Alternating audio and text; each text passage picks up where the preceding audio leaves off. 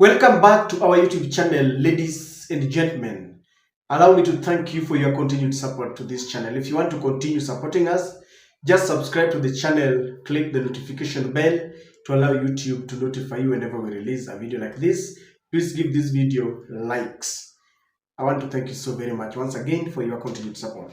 Ladies and gentlemen, the Limuru attacks that happened when Rigathi Gachagua attended that burial exercise where one of his very strong supporters was killed by his own brother has left many questions than answers.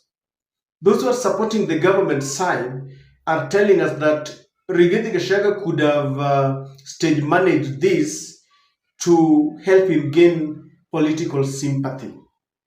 But the proponents, Gachagua adherents, are saying that they read a hidden hand from State House, that there is someone who wants to ensure that they slow down Rigathi Gachagua because they're afraid he's becoming more popular after his impeachment.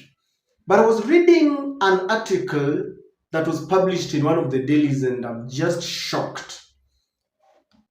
Let us go straight to what has been published that revealed how the Gachagua Limuru attack was planned and the unanswered questions. After this attack, mainstream media went to the ground and they were on a searching spree. They were doing some investigation. This is what came out. You will be shocked.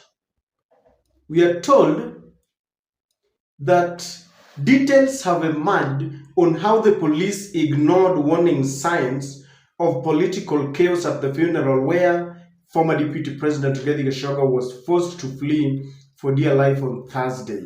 It continues to say that insiders have disclosed that the plan to attack Mr. Gachagua could have been set in motion a day before the burial. Sources indicate that a group of youth was initially organized to stage the attack on Wednesday after word went round that Mr. Gachagua was to visit the family to give his contribution and to attend an evening prayer session. Now I want to skip and go straight to what the police is saying. Now it continues to say that a senior police source revealed in confidence that they had all the intelligence that there was a likelihood that chaos would occur given past experiences after Mr. Gachagua was impeached. He, however, claimed that people close to the executive used their influence to warn senior police officers against providing Mr. Gachagua's event with security. I just want to repeat that, ladies and gentlemen. I want you to listen to it. That he, however, claimed that people close to the executive used their influence to warn senior police officers against providing Mr. Gachagua's event with security. Even before I move on, ladies and gentlemen, that summarizes almost everything. They have prior information that there's a likelihood that chaos is going to erupt in that burial event. And senior officers, political figures, influential figures close to power, close to William Ruto, State House and deep state figures, make calls to senior police officers within the constituency. And they tell them, don't assign any police officer into that burial. Now, remember, this is a rivalry between, perhaps, if we have to talk about the executive, between William Samoei Ruto and Rigathi Gachagua. We agree. Politicians disagree. It is not the first one. Even our first founding fathers, the late Jomo Kenyatta and the late Jaramogi Oginga Odinga, fell out barely some years after they formed the government. They disagreed. So it is not the first time this is happening. But remember, in that funeral, we have a family that we have to look at, a family that was burying their loved ones. And then we understand there are women, there are children, there are youth. But then some people carelessly make calls and they compel senior police officers not to assign any police officers to go and provide security, having prior knowledge that it could turn chaotic, knowing very well that goons were set in motion and they were coming. Now I want you to listen to the sentiments of this police officer saying that I would be lying to you if I told you that we had no intelligence that chaos would erupt during the burial. The information and leads were all over, and some local administrators who are in the WhatsApp group, like that of Uteti wa Limuru, in brackets Limuru politics, even reached out to us. A senior police officer told the nation in confidence, fearing victimization and immediate transfer. And the police says, what would you do when people close to power call you and other senior police officers and tell you not to assign security to so and so? He is no longer a government official. What do you do? That police is asking.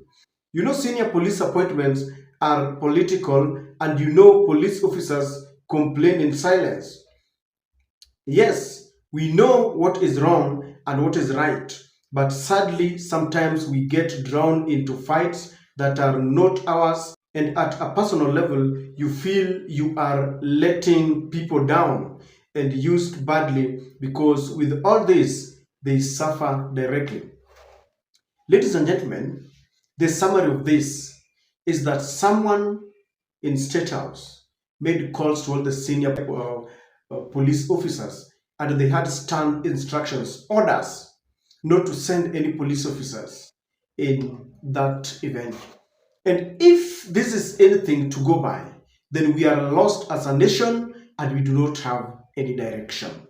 If the story that has been published here is anything to go by, then you will conclude the following. Number one, that this was a state-sponsored goon. These were state-sponsored goons. If someone from State House knew very well that Rigathi was coming and he or she made call that don't send any police officers, then the state knew what was happening. It would be very wrong. It also vindicates Rigathi Gachagua from the claims and accusations that he might have sponsored these goons, that he might have stage managed this for political gains. It exonerates him because some people are saying that easily Gachagua amepanga. And when I read this, I realize that this confirms our fears that the president had got a vicious scheme against his deputy long before the deputy was impeached. It corroborates that indeed it was Ruto's hands that impeached Rigathi Gachagua. They had some personal differences. Now, what makes it even funny is that even after the impeachment, because he has taken off Rigathi's cap of power, and Rigathi is now is just an ordinary mwananchi, they still ensure that he does not speak in funerals and in public because they fear that Rigathi will reveal even more information about what happened in the government. They know Rigathi is a truthful man. It's painful to me that after all the assurances by William Ruto that they were not going to use the security apparatus to settle political scores, this is exactly what they are doing. The police is now being used to settle political scores, to punish opponents. And I remember when William Ruto was the deputy president, he was saying that if he forms government, he will not allow our security organ to be used in this manner. It's very sad. But one thing that the area MP, because it has really backfired on the area MP, people think that he was the one who helped in organizing this, because members, the locals are saying that the youth who started coming in as early as 8 in the morning were not from that region, which means they were ferried from outside. And when the area MP refused to sit together with the Rigathi Gachagua and the group in the area that had been set aside for them, the VIP section had decided to sit with the bishops, it seems he knew what was going to happen. And he knew that that was the death that was going to be targeted by the youth. So yesterday, he was really chased. He had to run for his dear life, the same way Rigathi and the group had to run for their dear lives. And you know, William Ruto is only showing Kenyans that he's afraid of Rigathi Gachagua. He was afraid of him when he was in government. He's still afraid of Rigathi Gachagua while Rigathi is outside the government. I don't know whether it is because of the Murima. I don't know. Because I thought that after impeaching Rigathi Gachagua, he would let Rigathi Gachagua rest. But it seems they are scared stiff about what is happening in the mountain. But one thing that the mountain must know, let them not allow themselves to be used. The youths must understand that being used to kill your fellow brother is stupidity. Being used to kill any human being is stupidity. They should shun this kind of divide and rule politics that someone is trying to orchestrate. And let them know that this is just a tip of an iceberg. What will follow is even bigger because Rigathi will still be attending these events and they are going to be very chaotic to scare people not to attend any gathering where Rigathi Gachagua is. But this will not change facts that the mountain is gone, never to come back. It will not change any the facts that they have declared that Rigathi is their king. And the more they try to persecute Rigathi, the more they try to humiliate him, the more they make him more famous. People will be asking, who is this Rigathi Gachagua? Why are they trying to punish him? And Rigathi will even win more sympathy. And it is very, very sad that the state had to use our police, who are supposed to be used to maintain law and order, to orchestrate violence.